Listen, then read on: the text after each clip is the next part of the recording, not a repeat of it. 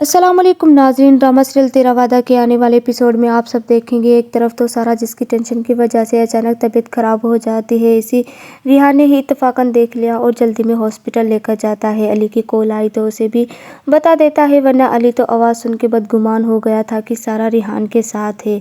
उधर शायान जिसने चोरी की थी और इसी वजह से ही सारा की तबीयत ख़राब होती है, तो वो शर्मिंदा होता है कि कमरे में कोने में बैठकर रोता है और सबको यकीन दिलाता है कि मैं सुधर चुका हूँ, मैं ऐसा नहीं रहा जैसे पहले था। तो दूसरी तरफ सारा सेम को बताती है कि बिलाल सुसाइड करने जा रहा था। सारा के समझाने से समझ गया।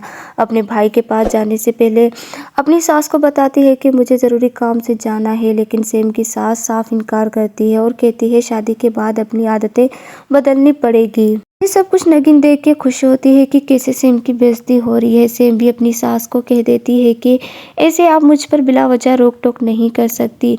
तो सेम की सास नगीन से कहती है कि इसे कहो मुझसे बहस किए बगैर अपने कमरे में चली जाए। सेम अपने कमरे में चली जाती है। जब शहीर घर वापस आता है तो शहीर की माँ सेम की शिकायत लगाती है कि दूसरी बीवी यहाँ रहकर अपनी मनमानी नहीं कर सकती।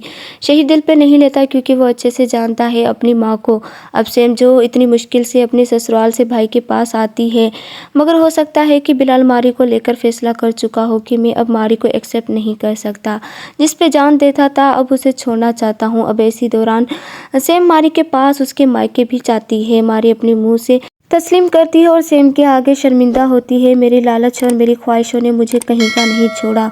सेम चिल्लाती है कि अब क्या मेरे भाई को भी खाक में मिलाना चाहती हो। सेम गुस्से से कहती है कि मैं तो बिलाल से कहूँगी कि वो पहली ही फुर्सत में तुम्हें तलाक दे दे। मारी की माँ ने सुना तो परेशान हो गई। मारी सोचती है कि बिलाल सेम के कहने पे मुझे तलाक दे देगा।